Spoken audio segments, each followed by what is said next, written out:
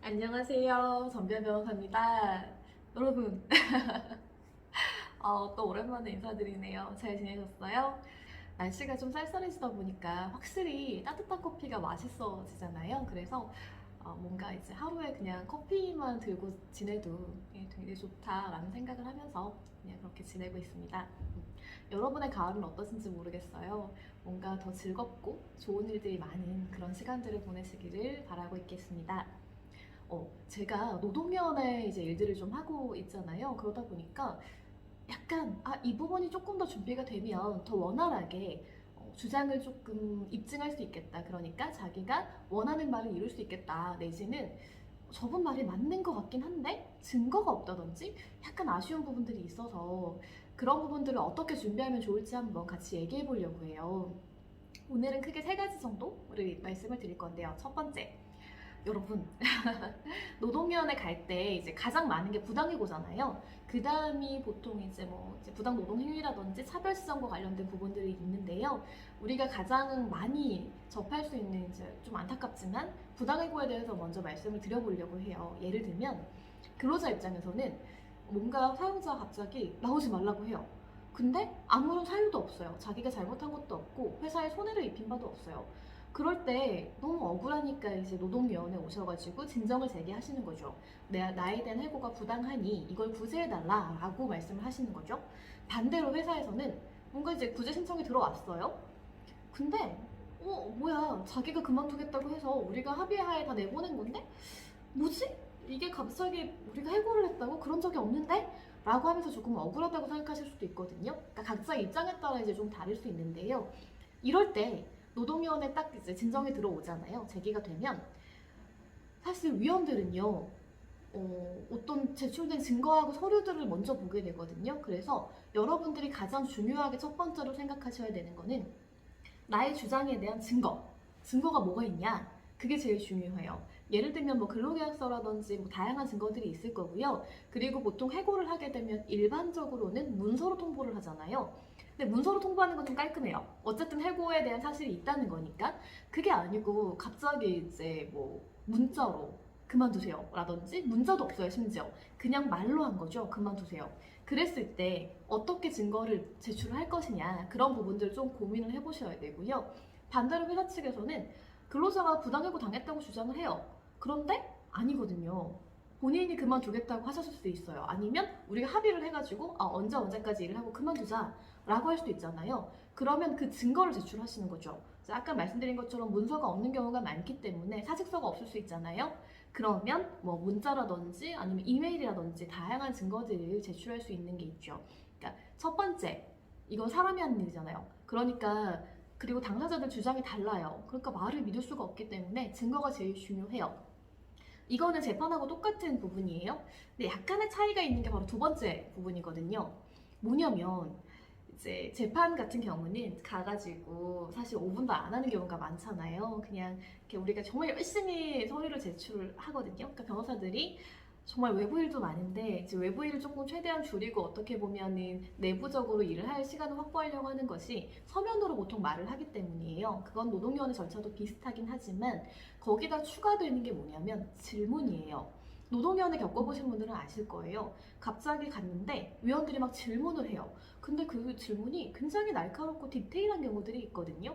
예를 들어서 근로자가 이제 부당해고 진정을 했어요. 그러면 해고 당하셨다고 했는데 이 증거를 보니 약간 다른 것 같다.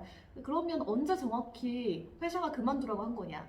그러니까 근로자께서는 신청이냐고 우리가 보통 얘기를 하는데요. 근로자는 그러면 이거에 대해서 합의한 적이 없냐? 이렇게 질문을 드릴 수가 있고요. 몇 월 며칠자 카톡 내용이 이렇게 돼 있는데 정말로 우리가 그만두겠다고 말한 사실이 없냐? 이렇게 물어볼 수 있어요.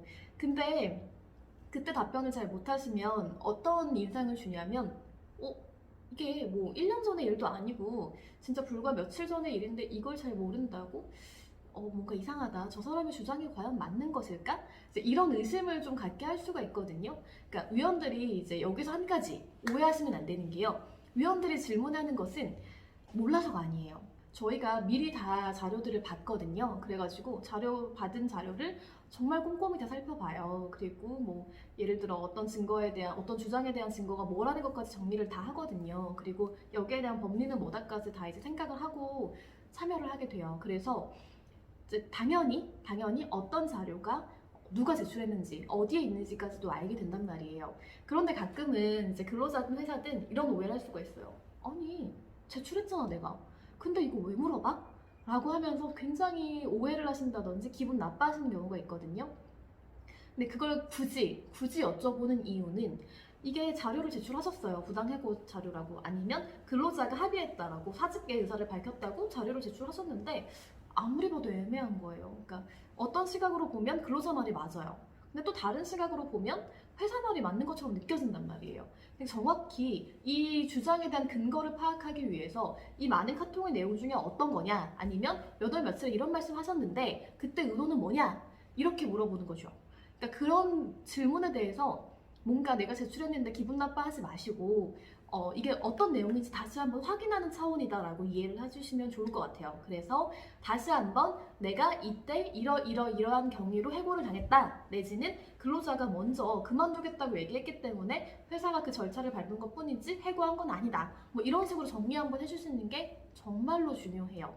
세 번째 중요한 건 뭐냐면요, 이게 당사자하고 위원회의 약간의 차이일 수 있는데요. 어떤 거냐면 당사자분들께서는 너무 억울한 거예요. 예를 들어 이제 갑자기 회사를 내가 정말 열심히 다니고 일을 진짜 많이 했고 진짜 회사에 대한 굉장한 이득도 막 이렇게 주고 그랬어요. 그랬는데 갑자기 나를 해고해요. 얼마나 상처를 받고 일단은 너무 마음의 상심이 깊은 거죠. 근데 이 마음의 상심만 깊은 것뿐만 아니라 이제 내가 생계를 꾸려가야 돼요. 그런데 갑자기 월급이 엎어져요. 이게 얼마나 큰 손해예요. 그러니까 너무 이제 여러 가지 문제들이 발생하잖아요. 그래서 힘들고 그걸 다 설명해 드리고 싶은 거죠. 저분들은 모를 거다. 그러니까 왜냐하면 당사자보다 당연히 많이 하는 사람은 없어요. 그러니까 내가 하나하나 디테일하게 설명을 해야 저분들이 이해할 거다라고 생각할 수 있는데요. 아까 말씀드린 것처럼 위원들은 기본적으로 모든 자료를 다 보고 온단 말이에요. 그러니까 질문하는 것은 자료를 다 보고 내가 본 자료 중에 궁금한 걸 확인하겠다는 취지이거든요. 그러니까 질문하시면 질문을 잘 들으시고 저 사람이 지금 어떤 부분에 대한 질문을 하는구나 라고 인지를 하신 다음에 그 부분에 대한 답변을 하시는 게 가장 좋아요. 그래야만 서로 중요한 부분을 확인을 하는 거고요. 근데 이럴 수 있잖아요. 아니 내가 이 부분에 대해서는 반드시 말을 하고 싶었는데 말할 기회가 없었네 라고 생각하실 수 있어요. 그러면 중간에 뭐 손을 들고 질문을 하신다든지 아니면 마지막에 최후 변론 같이 말을 할 수 있는, 발언을 하실 수 있는 기회가 반드시 주어지거든요. 그러니까 그때 내가 이 말은 꼭 하겠다라고 준비를 하고 가시는 것도 매우 중요해요. 이렇게 세 가지를 준비하시는 게 가장 좋고요. 네, 이제 10월도 거의 끝이에요. 벌써 올해가 2달밖에 안 남았네요. 참 시간이 빠르다는 생각이 많이 들고 앞으로 어떻게 살아야 될까 이제 며칠 전에 좀 이렇게 여러 가지 고민할 좀 일들이 있어가지고 그런 생각들을 저는 좀 했던 것 같아요. 개인적으로 조금 더 의미 있게 살고 싶은 마음, 그리고 정말 하고 싶은 일이 뭘까 이제 그런 생각들을 요즘 좀 하고 있어요. 그래서 그런 여러 가지 계획이라든지 아니면 정말로 원하는 것들이 뭔지를 좀 찾아가는 시간들인 것 같아요. 여러분도 가을에 또 그리고 이제 연말이 다가오잖아요. 여러 가지 일들이 있으실 텐데 올해 하고 싶었던 일들 잘 마무리하시기를 바라고요.